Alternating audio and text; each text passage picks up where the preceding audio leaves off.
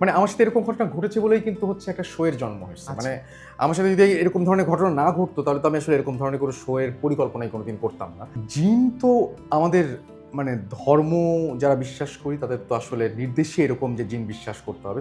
সুতরাং জিন বিশ্বাস আমি সবাই করি। সবচেয়ে বেশি আমাকে টাচ করে যে ব্যাপারটা, এই যে আপনি বললেন একটু আগে, এটা একটু রিলেটেড, হ্যাঁ? সেটা হচ্ছে যে আমি এই স্টোরিটা রিসেন্টলি কোনো জায়গায় বলিনি, আমি আপনাদের বলছি। একজন ডক্টর, তিনি হচ্ছে একটা মানে হসপিটালে তিনি হচ্ছে মানে কাজ করেন। তো মাঝখানে কোনো একটা অন্য একটা মফস্বলের হসপিটালে কোনো একজন ডক্টর ছুটিতে যাবেন। তো বলছেন যে, "তুমি এখানে কাজ করবা কিনা? ৬ দিন ৭ দিন এবং অনেক ভালো একটা স্যালারি তুমি পাবা। যেহেতু তুমি এরকম একটা সময় যখন আমাদের ডাক্তার দরকার, সেই সময় তুমি কাজ করতে আসছো। Definitely you will get something মানে মোর দ্যান সাম মানে আদার পিপল গেট।" সো এইটা বলার পরে উনি রাজি হন। উনি বলছেন, "ঠিক আছে, আমি যাবো। আমি যে দেখবো যে এটা আসলে ওখানে কাজ করতে আমি রাজি আছি।" উনি আগ্রহী হয়ে যান।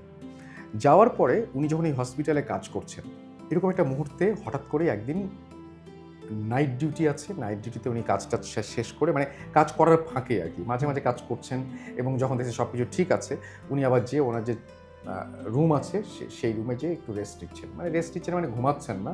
চুপচাপ বসে আছেন বা ওয়েট করছেন যে কেউ মানে আবার যদি ডাকে বা কল বা তাকে যদি দরকার হয় তিনি আবার যাবেন এইজন্য। এরকম সময়ে হঠাৎ করে দেখছেন যে এই হসপিটালে হঠাৎ করেই বাইরে ঝনঝন করে শব্দ হচ্ছে। কলাপসিবল গেটে ঝনঝন করে শব্দ হচ্ছে। খুবই ছোট হসপিটাল, খুবই ছোট। তো উনি নার্সকে ডাকতে যাচ্ছেন, কোনো নার্সকে পাচ্ছেন না। উনি সিকিউরিটি গার্ডকে ডাকতে যাচ্ছেন, কোনো সিকিউরিটি গার্ড পাচ্ছেন না। তো উনি লাস্টে বিরক্তই হয়েছেন, কিন্তু অনেকক্ষণ ধরে জোরে শব্দ হচ্ছে। তো উনি শেষ পর্যন্ত নিজেই উঠে যান।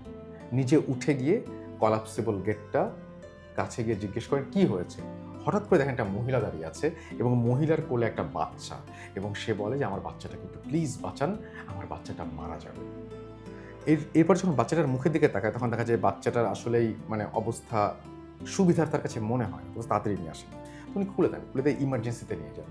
ইমার্জেন্সিতে নিয়ে গিয়ে ওইখানে বাচ্চাটাকে ট্রিটমেন্ট করবেন বলে উনি হচ্ছে জাস্ট মানে উনি ইয়ে করেন, কি বলে? জাস্ট ওই বাচ্চাটাকে শোয়ান।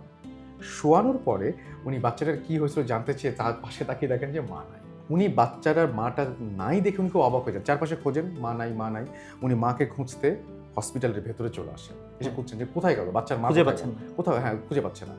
হঠাৎ করে দেখা হয় একটা সিকিউরিটি গার্ডের সাথে। সিকিউরিটি গার্ডকে বলে যে, "এখানে থেকে মহিলা যেতে দেখছো? তোমাদের সবাইকে খুঁজছিলাম, তোমরা কোথায় ছিলা? এতক্ষণ ধরে তোমাদের খুঁজতেছি, তোমাদের কোনো খবর নাই।" বলছে, "কোনো মহিলা তো দেখি নাই।" বলছে, "আরে এইখান থেকে বের হয়ে গেট যদি তালা দেওয়া থাকে তাহলে যাবে কোথায়? এই হসপিটাল ছোট্ট একটা হসপিটাল, এখান থেকে যাবে কোথায়? খোঁজো তাড়াতাড়ি খোঁজো।" বলে কি, "স্যার কেউ আসেই নাই। তো মানে আপনি মানে যাবে কোথায়?" তো বলছে, "আমি নিজে গেট খুলে ঢুকেছি।" বলছে, "কি বলেন স্যার? আমি তো গেটের সামনে দাঁড়িয়ে আছি। আপনি তো গেটের সামনে যান নাই। কেউ ঢোকেই নাই।" বলছে, "তাহলে ওই বাচ্চা?" তখন বলছে যে, "বাচ্চা কোথায়?" বলছে যে, তুমি আসো আমার সঙ্গে।" ইমার্জেন্সিতে নিয়ে গেছে। ইমার্জেন্সিতে নিয়ে যেয়ে বলছে যে, "দেখো বাচ্চা।" হ্যাঁ, দেখাতে গেছে দেখছি শুধুমাত্র একটা টাওয়েল পড়ে আছে এবং বাচ্চাটা সেখানে বাচ্চাটা নাই। নেই। ও মাই হ্যাঁ, গড! তো বাচ্চাটা সেখানে নাই। তো এই স্টোরিটা আমাকে একজন ডক্টর বলেছিলেন এবং তিনি নিজেই এই ডিউটি করেছেন কিনা আমি জানি না। তিনি আমাকে সে সম্পর্কে কিছু বলেননি বা বলে থাকলেও আমার এখন মনে নাই। মানে তিনি হয়তো করেননি। তার কোনো বন্ধু-বান্ধব করতে পারেন বা পরিচিত কেউ করতে পারেন বা এটা পুরোপুরি তার শোনা একটা ঘটনা হতে পারে। কিন্তু আজকেও আমার এই স্টোরিটা না মাঝে, মাঝে মনে হয় এবং খুব অদ্ভুত একটা ফিলিং আমার ভেতরে কাজ করে। কাজ করে। আ তো এই যে জিন বা ভূত, এটাকে আপনি বিশ্বাস করেন কিনা? মানে জিন তো আমাদের মানে ধর্ম যারা বিশ্বাস করি তাদের তো আসলে নির্দেশে এরকম যে জিন বিশ্বাস করতে হবে। সুতরাং জিন বিশ্বাস আমি সবাই করি। এখন যদি বলেন যে বিশ্বাস করি, আমি যে বিশ্বাস করি না, এটা নিয়ে ভাবি কিনা? আমি বলব যে আমি ভাবি না। আপনি পার্সোনালি ভয় পান কিনা হ্যাঁ, রাতের বেলা? আপনার এরকম কোনো অবশ্যই। আ মানে ওই আপনার সাথে এরকম কোনো ঘটনা ঘটেছে আমার কিনা সাথে তো আপনার অবশ্যই এরকম ঘটনা যে একটা ঘটেছে ঘটনা বলেই যদি বলা যায়? মানে আমার সাথে এরকম ঘটনা ঘটেছে বলেই কিন্তু হচ্ছে একটা শো এর জন্ম হয়েছে। আচ্ছা। মানে আমার সাথে যদি এরকম ধরনের ঘটনা না ঘটতো তাহলে তো আমি আসলে এরকম ধরনের কোনো শো এর পরিকল্পনাই কোনোদিন করতাম না। ওই যে বললাম যে ঘটেছে বলেই আমি আমার কলিগদের সাথে শেয়ার করেছি আর আমার কলিগদের সাথে শেয়ার করেছি বলেই একটা সময় আমি ভেবেছি যে এরকম একটা শো হতে পারে। সো যে জিনিসটা হয়েছিল আমার ওখানে সেটা হচ্ছে আমি তো আসলে বললাম যে বাসায় একা থাকতাম এবং তখন আমি সবসময়ই ফিল করতাম যে আমার বন্ধ দরজার ওপাশে কেউ আছে।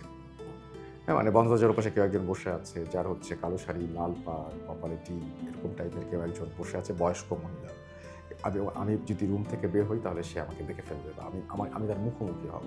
এরকম একটা ব্যাপার যেরকম হয়েছে। আমি একদিন অফিস থেকে বাসায় ফিরছিলাম, তখন হঠাৎ করেই আমি টের পেলাম যে আমার বাসার ভেতরে ডাইনিং টেবিলে মানুষের টুংটাং সব জিনিসপত্র নাড়ার শব্দ, পানি খাওয়ার শব্দ, যেন একটা উৎসব চলছে। যেন মনে হচ্ছে যে এই বাসাতে কারো দাওয়াত, সবাই খাওয়া দাওয়া করতে এসছেন এবং খুব হাসি ঠাট্টা চলছে এবং তখন ইলেকট্রিসিটি ছিল না। অনেক সময় দেখবেন কিন্তু যে পাশের ফ্ল্যাটের কথাবার্তা যেমন এখন আসছে, পাশের ফ্ল্যাটের কথাবার্তা হুম। এই ফ্ল্যাটে চলে আসে।